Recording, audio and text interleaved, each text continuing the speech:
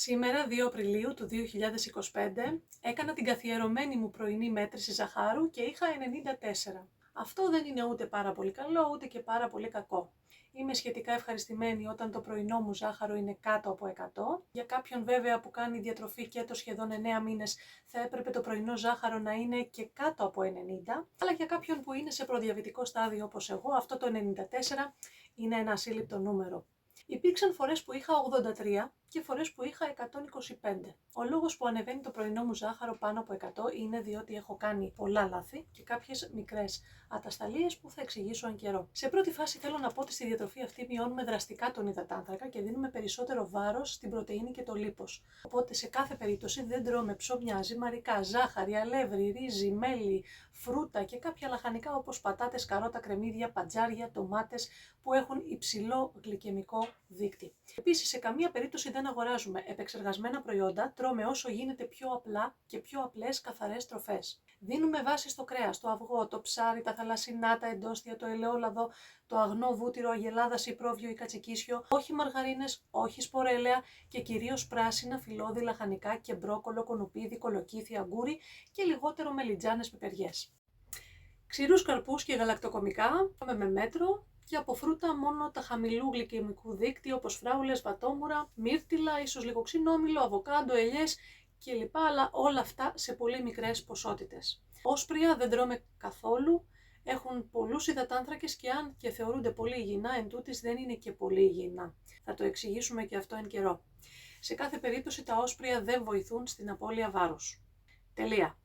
Για καλύτερα αποτελέσματα συνδυάζουμε τη διατροφή κέτο με διαλυματική νηστεία και κάνουμε 1 με 2 γεύματα την ημέρα και όσο δύσκολο και να ακούγεται δεν είναι καθόλου δύσκολο διότι η διατροφή αυτή σου κάνει πολύ καλό κορεσμό με αποτέλεσμα να σε οδηγεί από μόνη της τα 1 με 2 γεύματα την ημέρα. Επίσης πίνουμε πολύ νερό, φροντίζουμε να παίρνουμε ικανοποιητικές ποσότητες αλατιού γιατί δεν υπάρχει κατακράτηση και χρειαζόμαστε νάτριο και γενικότερα ηλεκτρολίτες. Το καλό με αυτή τη διατροφή είναι ότι είναι νόστιμη και χορταστική.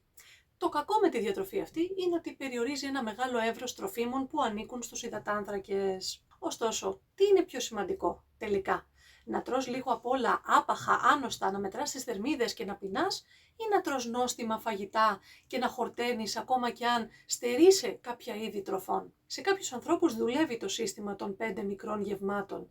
Υπάρχουμε όμως και εμείς που υποφέρουμε και δεν αντέχουμε να τρώμε στο πιατάκι του γλυκού προκειμένου να έχουμε θερμιδικό έλλειμμα για να χάσουμε βάρος. Για να έχω σήμερα ζάχαρο 94 σημαίνει ότι κάτι έκανα σωστό την προηγούμενη μέρα. Καταρχάς έφαγα ένα πολύ χορταστικό γεύμα εχθές το μεσημέρι, το οποίο ήταν και το μοναδικό μου γεύμα μέσα στην ημέρα και το οποίο ήταν αρκετό για να με κρατήσει ένα ολόκληρο 24ωρο χωρίς να χρειαστεί να ξαναφάω. Η διαλυματική νηστεία κράτησε 23 ολόκληρες ώρες χωρίς να πεινάω.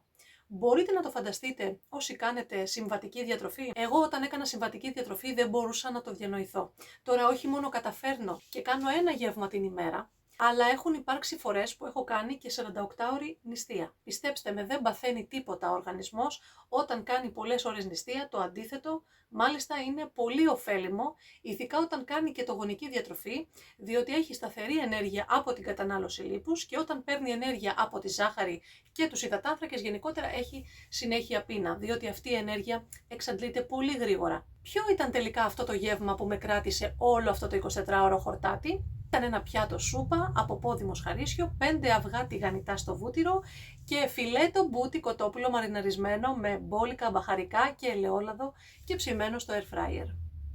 Ίσως τώρα κάποιοι να με ρωτήσετε αν όλους αυτούς τους μήνες κάνω ένα γεύμα την ημέρα από την αρχή και θα σας απαντήσω κατηγορηματικά όχι. Όταν ξεκίνησα τη διατροφή είχα εθισμό στο φαγητό. Ήθελα να τρώω κάθε λίγο και λιγάκι. Σκεφτόμουν συνέχεια το φαγητό. Έτσι λοιπόν ξεκίνησα με 3 γεύματα μέσα στην ημέρα, τα οποία πολύ γρήγορα έγιναν 2 γεύματα και στην πορεία εύκολα 1. Αυτό που με βοήθησε πάρα πολύ στην αρχή ήταν να κάνω ένα γεύμα με αυγά και σαλάτα και άλλο ένα γεύμα με κρέας και σαλάτα. Ποτέ όμως στεγνά, πάντα με την παρουσία ελαιολάδου και βουτύρου. Έχω λοιπόν εκπαιδεύσει τον οργανισμό να καίει λίπος αντί για γλυκόζη, οπότε καίω πλέον και το διατροφικό λίπος αλλά και το σωματικό λίπος. Και τα κιλά που χάνω δεν είναι μυϊκή μάζα, αλλά το λίπος μου. Από 108 κιλά που ήμουν πέρσι τον Ιούλιο, τώρα είμαι στα 84, δυνατή, υγιής, χορτάτη. Αν σου αρέσει το ταξίδι μου στη διατροφή, αν το βρίσκεις ενδιαφέρον και ταυτίζεσαι, Κάνε εγγραφή στο κανάλι μου και παρακολούθησε την εξέλιξή μου. Θα βρεις σίγουρα πολύ χρήσιμες πληροφορίες που πιθανόν να σε αφορούν.